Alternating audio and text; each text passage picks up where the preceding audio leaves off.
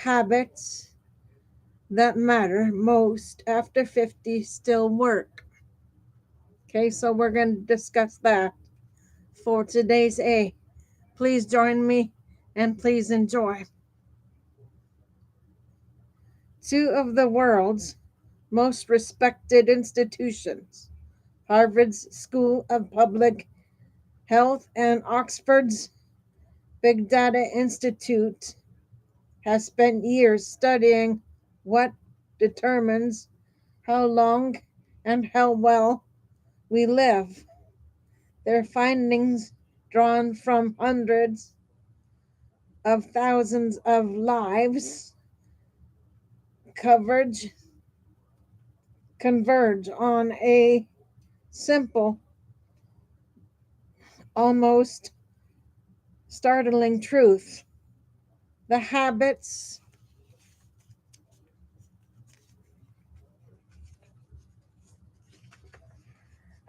that matter most for longevity still matter when you begin with them after 50.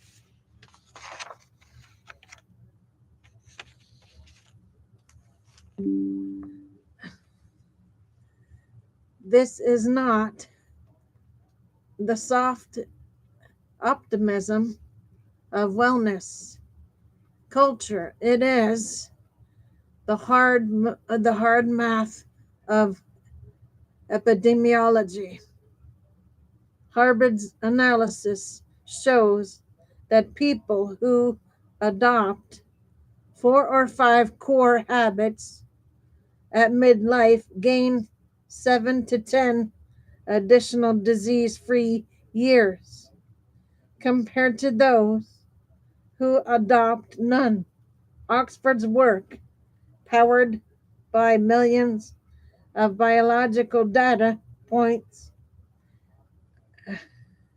demonstrates that lifestyle and environment influence aging more than genetics, even even late in life.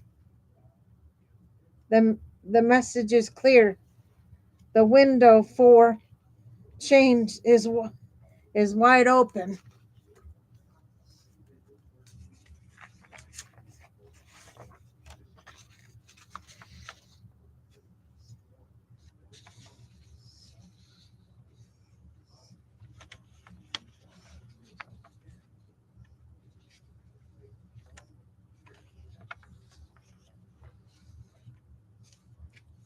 The quiet turning point at midlife.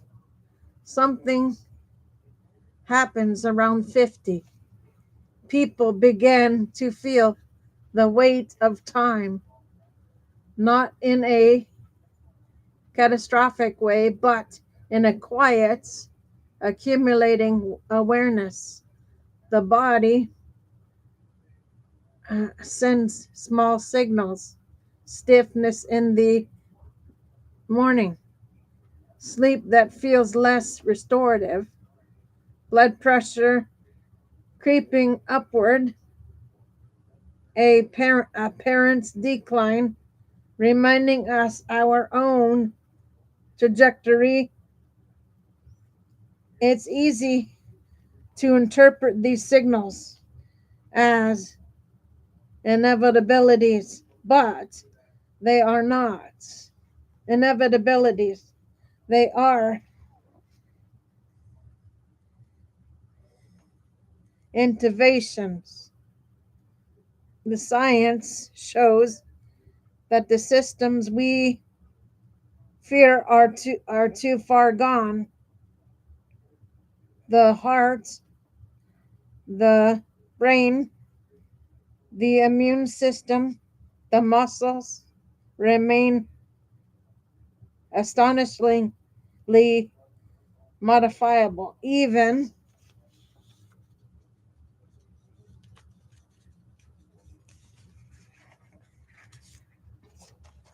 modest changes can shift the arc of aging.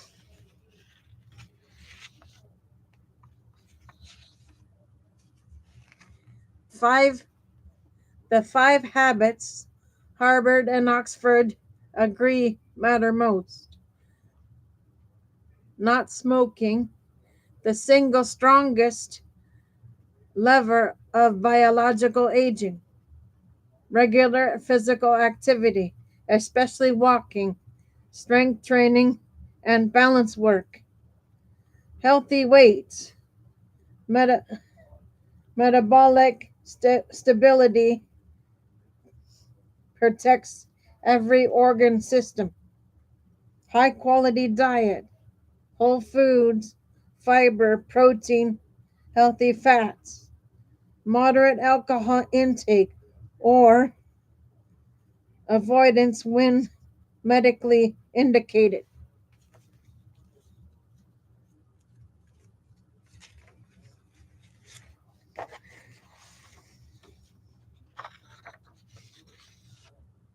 These habits are not glamorous. They are not extreme. They are not the stuff of biohacking podcasts. Is they are simple, uh, durable, and profoundly effective. And critically, they still work when adopted after 50.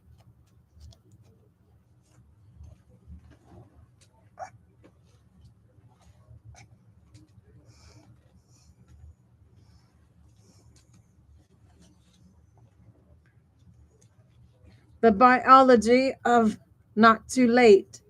The body is not a statistic machine. It is a living system that responds to care at any age.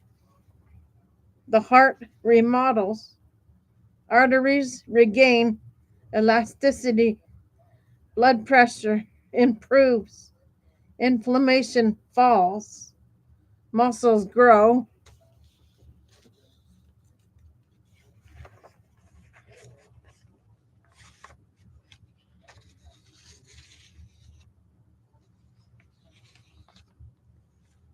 Strength training increases muscle mass, bone density, and insulin sensitivity, even in people in their 70s. The brain rewires. Aerobic activity increases hippocampal volume. Social connection strengthens strengthens cognitive networks. The immune system recalibrates. Better sleep, nutrition, and movement reduce chronic inflammation, the engine behind many AIDS related diseases. This is why Harvard's data shows such dramatic differences in disease free years. This is why Oxford's models consistently rank lifestyle above genetics. This is why clinicians see patients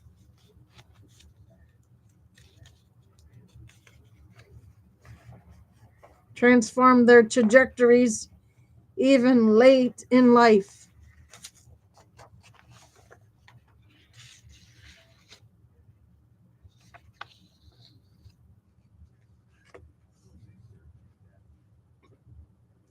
The emotional truth beneath the science.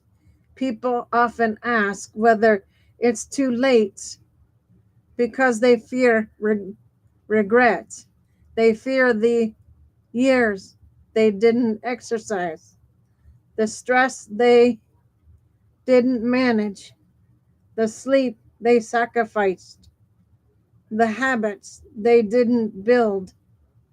But longevity science is not a mortality tale. It is it is an invitation. The body does not hold a grudges. It responds to what you do next. You can begin walking tomorrow. You can adjust your diet this week. You can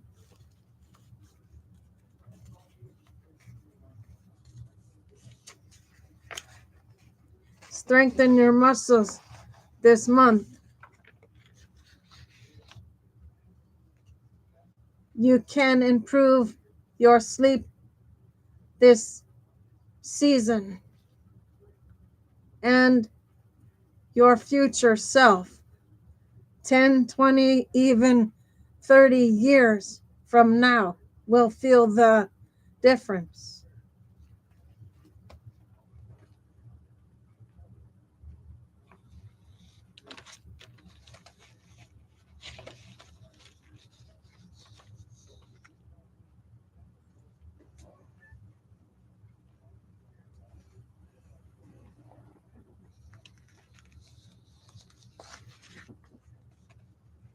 The public health imperative. If two of the world's leading research institutions agree that midlife habits still move the needle, then our health systems must make it easier for people to adopt them. That means designing communities where walking is safe, food is nourishing, screenings are accessible, and social connection is possible. It means shifting our narrative about aging from resignation to agency.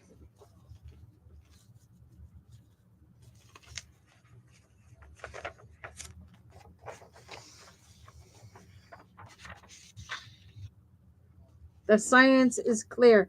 The second half of life is biologically plastic. Our policies should reflect that. The door is still open. So, is it too late to start now? No, not even close.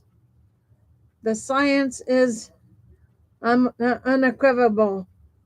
Starting at 50s, 60s, 70s, even 80s, still produces meaningful, measurable improvements in lifespan, health span, and independence and daily well being.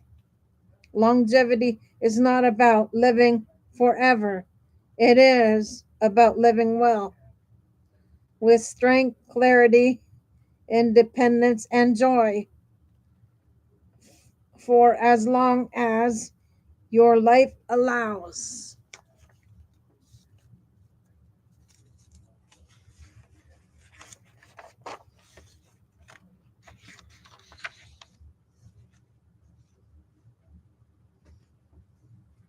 Okay, guys, here's the policy end of it.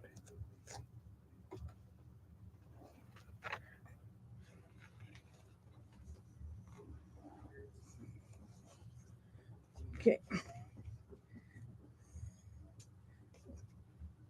Two of the world's most respected research institutions, Harvard School of Public Health and Oxford's Big Data Institute, have researched a rare point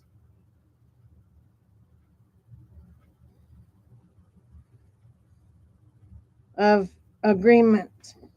The habits that matter most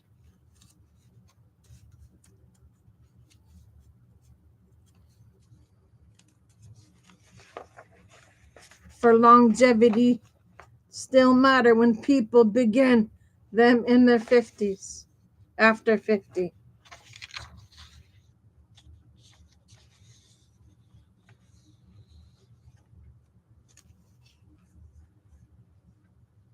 Their findings, drawn from hundreds of thousands of lives, dismantle the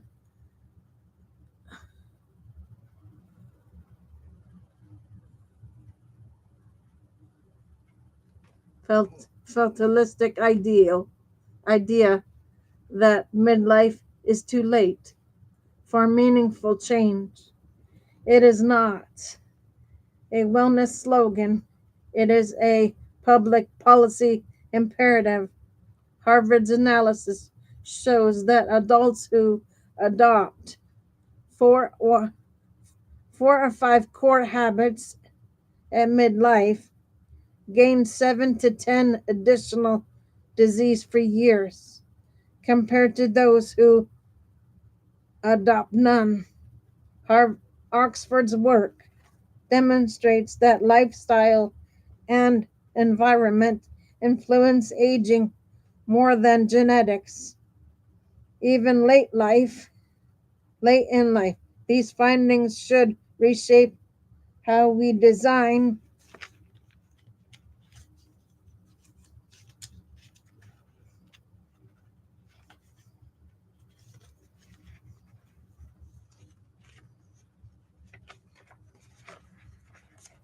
communities.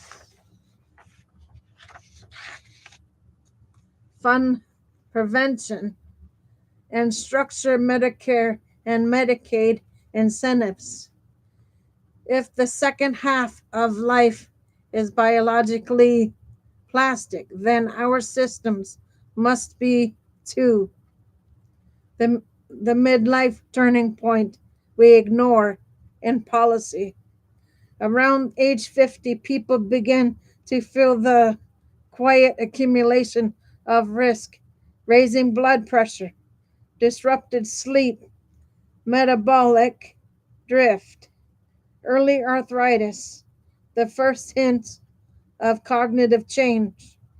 These signals are often interpreted as inevitabilities, a slow slide into decline.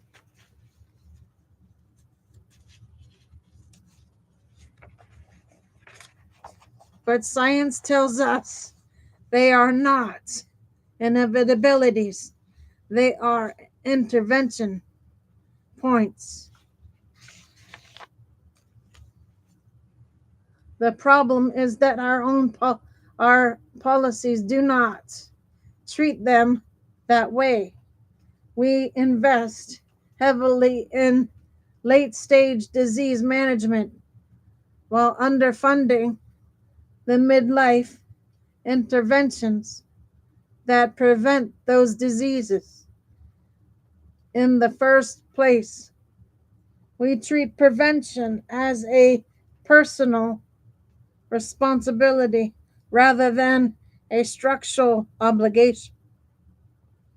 In Harvard's and Oxford's, if Harvard and Oxford agree that midlife habits still move the needle, then our systems must make those habits accessible, affordable, and realistic. The 5 habits that matter most and the policies that should follow.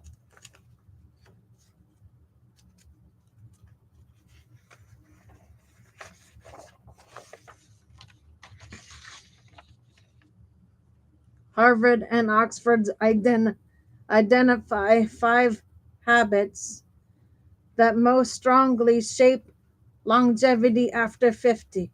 Not smoking, regular physical activity, healthy weight, high quality diet, moderate alcohol intake. These habits are simple, durable, and profoundly effective, but they are not equally accessible. And that is where policy must intervene. Build communities where movement is possible.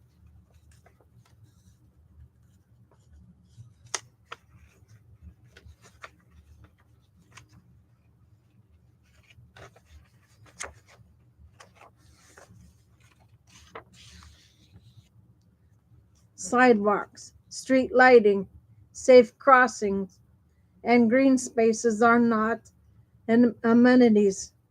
They are longevity infrastructure.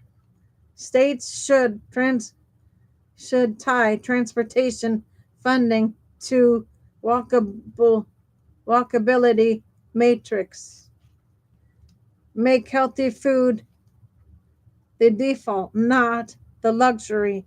SNAP incentives for produce, medically tailored meals, and zoning that supports grocery access are evidence based interventions. They reduce downstream costs and diabetes, heart disease, and dementia. Treat strength and balance training as essential preventative care.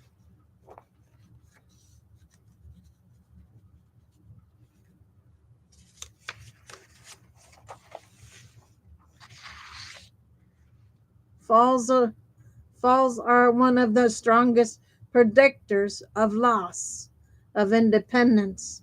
Medicare should reimburse community based strength programs the same way it reimburses cardiac rehab. Expand midlife screenings access. USPSTF AB service should be functionless, not copays, not scheduling barriers, no geographic deserts. Early detection is only meaningful if people can actually get screened. Address tobacco and alcohol use with, with modern tools. Quit lines, pharmacotherapy, and behavioral support should be integrated into primary care workflows, not soloed.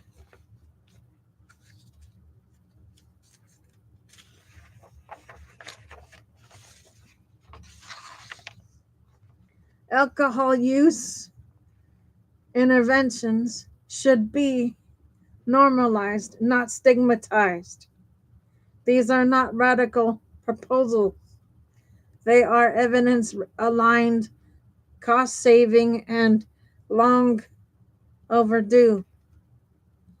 The biology of not too late and what it means for systems.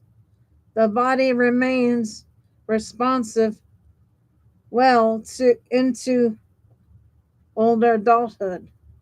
The heart remodels, muscles grow, the brain rewires, the immune system recalibrates. If biology can change, policy must change with it. Okay, guys, that is your show for today. I will be back on tomorrow with shows. Until then, Gator Wellness, take care, folks.